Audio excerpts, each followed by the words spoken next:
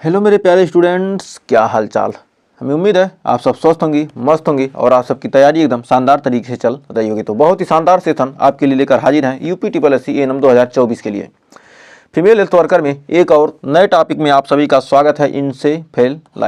Encephalitis से नया topic की आज हम शुरुआत कर रहे हैं। यदि आप लोग इस टॉपिक को ज़्यादा से ज़्यादा शेयर करेंगे, ज़्यादा से ज़्यादा प्यार देंगे, तो इस पर ज़्यादा से ज़्यादा क्वेश्चन भी हम कराने वाले हैं। तो इस टॉपिक को जल्दी से ज़्यादा शेयर कर दीजिए और शुरुआत करेंगे सेशन को। तो इसमें हम आज कॉन्सेप्ट पढ़ेंगे, उसके बाद एमसीक्यू क्वेश्चन। तो आज कॉन्सेप्ट और एमसीक्यू पढ़ेंगे, उसके बाद कल भी क्या करेंगे, इस पर आधारित कुछ और क्वेश्चन करेंगे, यदि आप इस वीडियो को ज़्यादा से ज़्यादा शेयर करेंगे तब। नहीं तो जो टॉपिक पर ज़्यादा जिस टॉपिक को देखेंगे उस पर आपको ज़्यादा से ज़्यादा क्वेश्चन भी मिलने वाले हैं। तो आइए शुरुआत करते हैं सेशन की, समय न बर्बाद करते हुए, क्योंकि फालतू बात नो बकवास हमारे चैनल पर होता है। तो आइए शुरुआत करते हैं। इंसेफेलाइटिस से संबंधित सबसे पहले कॉन्सेप्ट पढ़ेंगे, उसके बाद क्वेश्चन पढ़ेंगे। तो कॉन्सेप्ट में कह रहा इंसेफेलाइटिस क्या है? यह क्या है? गंभीर चिकित्सा स्थिति है जिसमें मस्तिष्क में सूजन हो जाती है और यह आमतौर पर वायरस के संक्रमण, बैक्टीरिया, फंगल संक्रमण या ऑटो इम्यून रोगों के कारण हो सकता है, और यदि इसका तुरंत इलाज न किया जाए तो यह जानलेवा भी हो सकता है। तो इंसेफेलाइटिस क्या? एक गंभीर चिकित्सा बीमारी है जो क्या बहुत ही जानलेवा होगी। इसमें क्या होता है? मस्तिष्क में सूजन हो जाता है और आमतौर पर क्या इसका संक्रमण किसके द्वारा होता है? वायरस, बैक्टीरिया, फंगल संक्रमण या ऑटो इम्यून रोगों के कारण हो सकता है। यदि इसका क्या किया तुरंत न इलाज किया जाए तो क्या होगा? यह जानलेवा हो सकता है। इसके कारण क्या होती? जान जा सकती है। अब इसके लक्षण क्या क्या हैं? जो इंसेफेलाइटिस है इसके सिम्टम्स क्या हैं? सिम्टम्स यानी लक्षण। तेज बुखार, मतलब क्या? तेज बुखार होगा, सिर दर्द होगा, उल्टी या मिचली होगी, कमजोरी और थकान महसूस होगा, भ्रम यानी कन्फ्यूजन या असामान्य व्यवहार करेंगे, आपको सीजर्स यानी दौरा पड़ सकते हैं, चेतना की कमी, मतलब क्या होगी? आपको सोचने समझने की क्षमता कम हो जाएगी, याद नहीं रहेगा, गर्दन में अकड़न हो जाएगी, प्रकाश और शोर के प्रति क्या होंगे? संवेदनशील होगा। प्रकाश ज़्यादा पड़ेगा तो क्या होगा? आपको लगेगा कि बहुत तेज लग रहा है, आपको बेकार लगेगा, संवेदनशील हो जाएंगे। नवजात और बच्चों में सुस्ती, रोने में बदलाव हो जाएगा या सिर के आकार में असामान्य वृद्धि हो जाएगी। जो क्या है? जो छोटे बच्चे होते हैं या नवजात शिशु होता है उनमें क्या हो जाएगी? सुस्ती आ जाएगी। रोने में क्या होगा? उनके बदलाव हो जाएगा। सिर के आकार में क्या होगी? असामान्य वृद्धि होगी। अब इसका कारण क्या है? यह किस कारण से होता है? वायरल संक्रमण पहला कारण है, वायरल संक्रमण। इसमें HSV वायरस होता है, जिसे क्या? हर्पिस सिम्प्लेक्स वायरस क्या होता है? इसका कारण होता है। जापानी इंसेफेलाइटिस एक होता है JEV, जिसे क्या कहते हैं? जापानी इंसेफेलाइटिस। एक होता है वेस्ट नाइल वायरस और एक होता है मीजल्स, मम्स या रूबेला जैसे संक्रमण। क्या होते हैं? ये सब कारण हैं इसके इंसेफेलाइटिस के। फिर बैक्टीरियल संक्रमण के कारण भी क्या होता है? जिसे क्या कहते हैं? मेनिंजाइटिस, ट्यूबरकुलोसिस, इसमें भी क्या होता है? यह हो सकता है। फिर फंगल संक्रमण के द्वारा भी हो सकता है, या ऑटो इम्यून प्रतिक्रिया, जैसे क्या शरीर की प्रतिरक्षा प्रणाली क्या मस्तिष्क को गलती से नुकसान पहुंचाने लगती है। तो क्या प्रतिरक्षा प्रणाली क्या होगी? मस्तिष्क को क्या गलती से नुकसान पहुंचाने लगती है। ये ऑटो इम्यून प्रतिक्रिया है। फिर रिस्क फैक्टर्स, एक क्या है? Risk factor. इसमें क्या होता है? कम उम्र के बच्चे और वृद्ध व्यक्ति। जो रिस्क फैक्टर होता है यह कम उम्र के जो क्या होते हैं? बच्चे होंगे, वृद्ध होंगे यानी बूढ़े होंगे, जिनकी उम्र क्या 50 से ऊपर, 50-60 से ऊपर होगी, उनमें कमजोर प्रतिरक्षा प्रणाली वाले रोग हैं। ये क्या है? यदि क्या होगा? आपको शरीर को कमजोर पड़ेगा, क्या होगा? तुरंत ये अटैक कर देता है। वायरस के संक्रमण वाले क्षेत्र में यात्रा, यदि क्या कहीं पर किसी को है, उसके पास क्या करें? आप घूम रहे हैं, उधर घूम रहे हैं, तो क्या होगा? आपको हो सकता है। असुरक्षित जल और गंदगी में रहना, ये क्या करें? शुद्ध पानी नहीं पी रहे हैं, गंदगी में रह रहे हैं, तो ये सब क्या है? इसके रिस्क फैक्टर हैं। इसका निदान कैसे किया जाता है? जिसे डायग्नोसिस कैसे करेंगे? मस्तिष्क की इमेजिंग कर MRI या CT स्कैन के द्वारा हम क्या करते हैं? पता कर सकते हैं और इसको इलाज कर सकते हैं। लंबर पंक्चर, मस्तिष्क मेरु द्रव यानी CSF की जांच करेंगे। मस्तिष्क मेरु द्रव की क्या करेंगे? जांच करेंगे। ब्लड टेस्ट किसके लिए? संक्रमण के लिए, संक्रमण है कि नहीं। EEG मस्तिष्क की गतिविधि की जांच करेंगे। और बायोप्सी यानी दुर्लभ मामलों में क्या करेंगे? बायोप्सी करेंगे।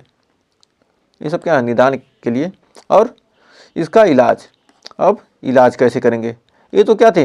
कैसे हम पता करेंगे, मतलब डायग्नोसिस कैसे करेंगे कि क्या है वह बीमारी कैसे है कि नहीं है, उसके लिए था। अब इसका ट्रीटमेंट, अब इलाज करेंगे इसका। एंटीवायरल दवाइयाँ खाएंगे, जैसे हर्पीज वायरस के लिए एसिक्लोवीर किसके लिए, हर्पीस वायरस है तो उसके लिए क्या करेंगे, एसीक्लोवीर का यूज करेंगे। और सहायक उपचार, बुखार कम करने की दवाइयाँ खाएंगे, तरल पदार्थ का क्या करेंगे, प्रबंधन करेंगे, और दौरे रोकने की क्या करेंगे, दवाइयाँ खाएंगे। ये सब क्या है, इसकी सहायता के लिए क्या है, उपचार है। अब एंटीबायोटिक्स और एंटी फंगल दवाइयाँ का यूज करेंगे। जिस यदि संक्रमण बैक्टीरिया या फंगस के कारण है तो क्या करेंगे, एंटीबायोटिक्स का यूज करेंगे और एंटी फंगल दवाइयों का यूज करेंगे।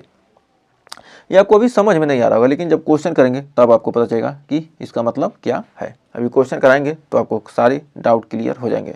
तो बस इसको थोड़ा सा एक बार देखते रहिए, इसमें ज़्यादा घबराने वाली कोई बात नहीं। करा इम्यूनोथेरेपी, ऐसा क्या पढ़ा रहे हैं तो इसके मतलब मत रखिए, अभी आगे क्वेश्चन जब करेंगे तो ऑटोमेटिक क्लियर हो जाएगा। करा इम्यूनोथेरेपी, करा इसमें क्या, ऑटो इम्यून इंसेफेलाइटिस के लिए इम्यूनोथेरेपी का यूज किया जाता है। और गंभीर मामलों में वेंटिलेटर और अन्य गहन चिकित्सा देखभाल की क्या होती है, आवश्यकता हो सकती है। यदि क्या हो गया, समस्या गंभीर हो जाता है तो उसके लिए क्या कर सकते हैं, अन्य वेंटिलेटर और अन्य गहन मतलब क्या, अच्छे तरीके से चिकित्सा और देखभाल की आवश्यकता होती है। अब इसका निवारण यानी प्रिवेंशन, कर जापानी इंसेफेलाइटिस और मीजल्स जैसी बीमारियों के लिए टीकाकरण किया जाता है। और मच्छरों से बचाव के लिए क्या करें, मच्छरदानी लगाएं, रिपेलेंट्स का उपयोग करें, और व्यक्तिगत स्वच्छता बनाए रखना चाहिए। क्या करें, खुद के शरीर को भी क्या करें, स्वच्छ रखें, रोज नहाएं, ये नहीं कि हफ्ता में एक दिन नहा रहे हैं। तो ये सब क्या होगी, बीमारियों का क्या आती हैं, पैदा करती है।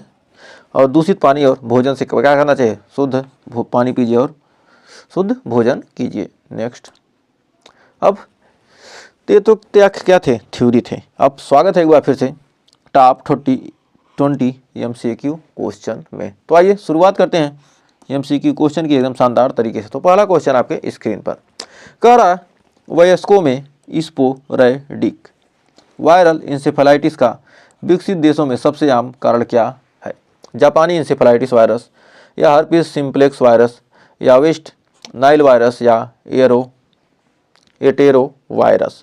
तो सबसे ज़्यादा विकसित वायरस कौन है, वयस्कों में स्पोरैडिक वायरल इंसेफेलाइटिस का विकसित देशों में सबसे आम कारण कौन सा होता है। तो सबसे आम कारण इसमें होता है क्या, हर्पीस सिम्प्लेक्स वायरस यानी HSV। तो क्या होता है, स्पोरैडिक वायरल इंसेफेलाइटिस का सबसे विकसित देशों में क्या आम कारण क्या है, हर्पीस सिम्प्लेक्स वायरस है। नेक्स्ट, कह रहा जापानी इंसेफेलाइटिस वायरस के लिए मुख्य वाहक क्या है, एनोफ्रीज मच्छर, क्यूलेक्स मच्छर या एडिस मच्छर या पिस्सू मच्छर। तो हमारा जो जापानी इंसेफेलाइटिस है, इस वायरस के लिए कौन सा मच्छर सबसे ज़्यादा क्या इसका वाहक है, कौन इस बीमारी को फैलाने वाला है, तो हमारा क्यूलेक्स मच्छर होता है। इंसेफेलाइटिस, जापानी इंसेफेलाइटिस को फैलाने वाला वाहक कौन होगा, क्यूलेक्स मच्छर होता है। देखिए अगला क्वेश्चन कर रहा है, वायरल इंसेफेलाइटिस की पहचान के लिए निम्नलिखित में से कौन सा परीक्षण सबसे अधिक संवेदनशील है। वायरल इंसेफेलाइटिस की क्या करने के लिए, पहचान करने के लिए कौन सा परीक्षण किया था, CT स्कैन, EEG, MRI या PCR। तो इसके लिए हमारा वायरल इंसेफेलाइटिस की पहचान के लिए हम कौन सी जांच करते हैं, PCR जांच की जाती है। नेक्स्ट, कह रहा है निम्नलिखित में से कौन सा लक्षण प्राथमिक तौर पर इंसेफेलाइटिस से जुड़ा होता है, पेट दर्द, दौरे, त्वचा पर चकत्ते, सांस लेने में कठिनाई। तो इसमें क्या होगा, इंसेफेलाइटिस के लक्षण में कौन सा हो सकता है, ऑप्शन नंबर बी, हमने यही पढ़ा है ना, दौरे। नेक्स्ट, कह रहा हर्पीस सिम्प्लेक्स वायरस से जुड़ी इंसेफेलाइटिस मुख्य रूप से मस्तिष्क के किस हिस्से को प्रभावित करती है, फ्रंटल लोब को, ओसिपिटल लोब को, टेम्पोरल लोब को या पेराटाइल लोब को। तो हर्पीस सिम्प्लेक्स वायरस से जो जुड़ी इंसेफेलाइटिस की क्या है, मुख्य रूप से मस्तिष्क के किस हिस्से को क्या करती है, प्रभावित करती है, तो टेम्पोरल लोब को क्या करती है, प्रभावित करती है, कौन, हर्पीस सिम्प्लेक्स वायरस। नेक्स्ट, कह रहा है जापानी इंसेफेलाइटिस वायरस का प्रकोप आमतौर पर भारत में किस मौसम में अधिक होता है। जो जापानी इंसेफेलाइटिस है इसका प्रकोप किस समय ज़्यादा होता है, तो हमारा छठे का राइट आंसर हो जाएगा ऑप्शन नंबर कौन सा, ग्रीष्मकाल, मानसून, शीतकाल, वसंत। तो किस काल में सबसे ज़्यादा इसका प्रकोप होता है, तो हमारा राइट आंसर हो जाएगा ऑप्शन नंबर बी, मानसून काल में जापानी इंसेफेलाइटिस वायरस का प्रकोप क्या होता है, आमतौर पर सबसे अधिक होता है। नेक्स्ट, कह रहे इंसेफेलाइटिस में मेनिंगो इंसेफेलाइटिस शब्द किसे इंगित करता है? केवल मस्तिष्क की सूजन, केवल मस्तिष्क मेरु झिल्ली की सूजन, या मस्तिष्क और मस्तिष्क मेरु झिल्ली दोनों की सूजन, या केवल तंत्रिका तंत्र की सूजन? तो कह रहा इंसेफेलाइटिस में मेनिंगो इंसेफेलाइटिस शब्द किसे इंगित करता है? मेनिंगो इंसेफेलाइटिस शब्द किसे इंगित करता है? तो यहाँ पर राइट आंसर होगा ऑप्शन नंबर सी, मस्तिष्क और मस्तिष्क मेरु झिल्ली दोनों सूजन को क्या करता है? यह इंगित करता है। नेक्स्ट, कह रहा इंसेफेलाइटिस के निदान में लंबर पंक्चर का उपयोग क्यों किया जाता है? संक्रमण की पहचान के लिए, रक्तचाप मापने के लिए, मस्तिष्क की संरचना का अध्ययन करने के लिए, इम्यूनोथेरेपी के लिए? तो हमारा 8वें का राइट आंसर क्या हो जाएगा? ऑप्शन नंबर ए, संक्रमण की पहचान के लिए।